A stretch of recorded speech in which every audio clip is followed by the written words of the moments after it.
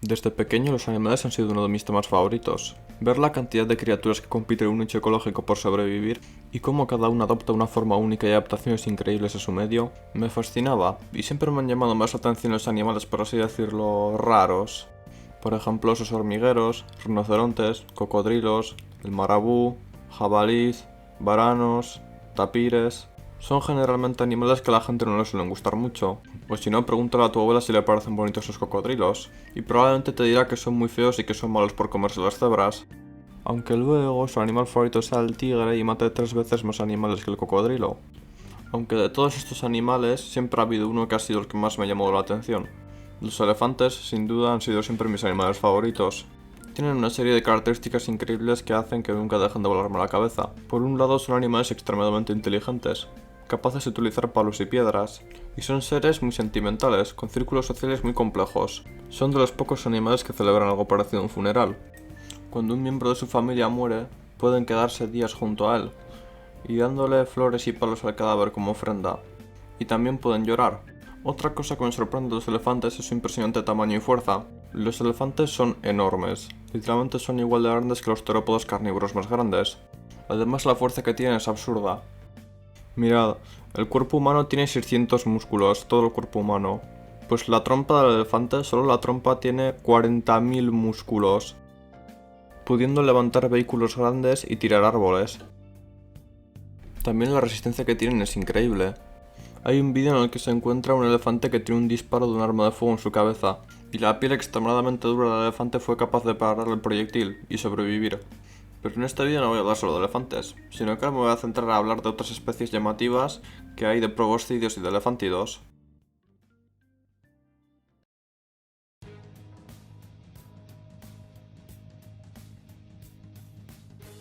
Esta historia empieza hace 60 millones de años, con Eritherium, un pequeño proboscideo, que vivió en Marruecos y era muy pequeño. Medía 20 centímetros de altura, y es el proboscideo más antiguo conocido. Y el primer animal que ya se empezaría a parecer a un elefante sería Phiomia, que ya era más grande, presentaba colmillos grandes y una especie de trompa primitiva, similar a la de los tapires de hoy en día. Quizás algunos conozcáis este animal por el videojuego Ark Survival Evolved. También estaba el Moricerium, que estaba adaptado al agua, siguiendo un modo de vida similar a los hipopótamos de hoy en día. Después vendría el primer animal realmente parecido a un elefante, Paleomastodon, ya con una trompa larga y un peso de 2 toneladas, similar a los rinocerontes de hoy en día. Y después vendría el gigantesco Dinotherium, un proboscideo de unos 4 metros y medio de altura, siendo bastante más alto que los elefantes actuales, y con un peso de 12 toneladas, el doble que un elefante, y con unos colmillos en la parte inferior de su mandíbula apuntando hacia abajo. Y no se sabe muy bien por qué tendría estos colmillos de forma tan extraña. Algunos dicen que era para extraer raíces del suelo, y otros para tirar ramas al suelo y comer todas las hojas. Y como dato curioso, Dinotherium convivió en África con nuestros ancestros. También hay otras especies raras, como el Platybelodon, que tiene una mandíbula un tanto extraña. Y también los mastodontes, que no confundir con mamuts, son otra cosa diferente. Y con esto llegamos a los protagonistas de este vídeo, los elefantidos. Empezaremos hablando del género Paleoloxodon. Paleoloxodon falconeri, también conocido como elefante enano de Sicilia. Era un elefantido que vivía en las islas del Mediterráneo. Esta especie se quedó aislada en una isla, sufriendo enanismo insular y volviéndose muy pequeño, pasando de ser esto a esto. Vivió hasta finales de la era de hielo y fue descubierto en 1867.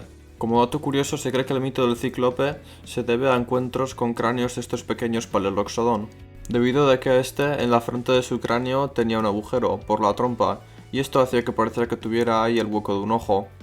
Hay otras especies de Paleoloxodon, como el Anticus y el Reki, pero ahora voy a hablar de la más famosa, Paleoloxodon namadicus, también conocido como elefante asiático de colmillos rectos. Y este bicho es el mamífero terrestre más grande conocido de la historia, midiendo unos 5 metros con 20 centímetros de altura y pesando unas 22 a 25 toneladas, que sería el peso de 3 Tyrannosaurus Rex y 4 elefantes africanos adultos. Sus colmillos podían llegar a medir 5 metros y vivió por India, Japón y Sri Lanka, y se extinguió hacia el final de la era de hielo, conviviendo con el humano. También había otros elefantidos raros, como el Stegotetrabelodon, con 4 colmillos. Y ahora toca hablar del grupo de mis animales favoritos, y también el más conocido de la era de hielo, los mamuts. Mammutus africanabus. uno de los primeros mamuts, que contaba con un aspecto similar a los elefantes asiáticos de hoy en día. Curiosamente se originó en África y después iría a colonizar Europa. Mammutus rumanus. El primer mamut conocido en Europa, principalmente viviendo en Rumanía, como dice su nombre. Y aquí los mamuts ya abandonaron África para colonizar Eurasia. Mammutus meridionalis. También conocido como mamut meridional, es una especie de mamut a la que se le suele representar con una joroba, y vivió hace 1 millón de años en casi toda Europa y algunas partes de Asia. Mammutus trogonteri, y también conocido como mamut estepario. Es el primer mamut al que se le suele representar con una capa gruesa de pelo. También es probablemente la especie de mamut más grande y una de mis favoritas. Mammutus columbi. Este mamut tiene unos colmillos enormes y vivió principalmente en Norteamérica, desde Alaska hasta México. Este mamut desciende de una colonia de mamuts esteparios que cruzaron el estrecho de Bering hacia América, dando lugar al mamut columbi. Mammutus jeffersoni. Este se cree que es un híbrido entre Mammutus columbi y mamut lanudo. Básicamente, como ambas especies convivían en el mismo lugar, los machos de ambas especies peleaban por las hembras. Y como los machos de Columbia eran mucho más grandes que los machos lanudos, pues al final se paraban con las hembras de mamut lanudo, dando lugar al mamut jeffersoni.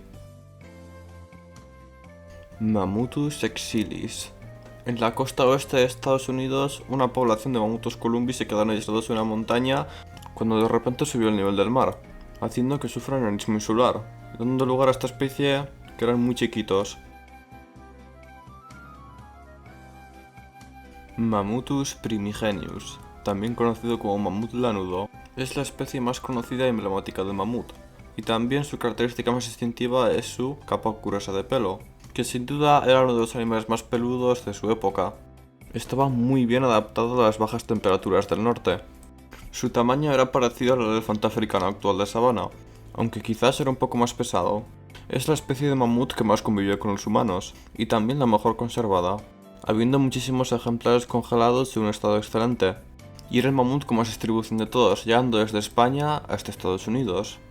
Y quizás os preguntáis, si los mamuts estaban tan bien adaptados y había tantos en el mundo, tantas especies y estaban por tanta distribución, ¿por qué se extinguieron? Bueno, pues hay dos teorías.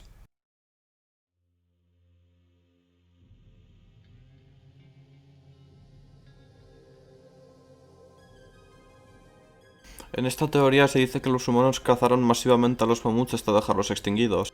Y a mí esta teoría me parece un poquito imposible.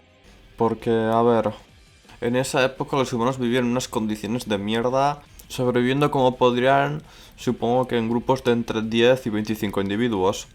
Me parece un poco extraño que haya gente que diga que, por ejemplo, 15 humanos armados con lanzas de piedra puedan cazar a un mamut adulto. Además se sabe que los mamuts podrían migrar en manadas de hasta 100 individuos, que eso ya hace literalmente imposible que los humanos en esa época pudieran extinguir al mamut lanudo. Si bien yo creo que los humanos podrían cazar mamuts, pero mamuts jóvenes que no supieran defenderse bien, y que estuvieran solos. Y también algún mamut anciano que estuviera solo que tuviera enfermedades, aunque esto también sería bastante difícil. Pero que los humanos pudieran cazar a una manada de mamuts o a un ejemplar que esté sano y adulto lo veo muy difícil. Además que extinguir a toda la población de una especie que vive por todo este sitio, pues es un poco difícil.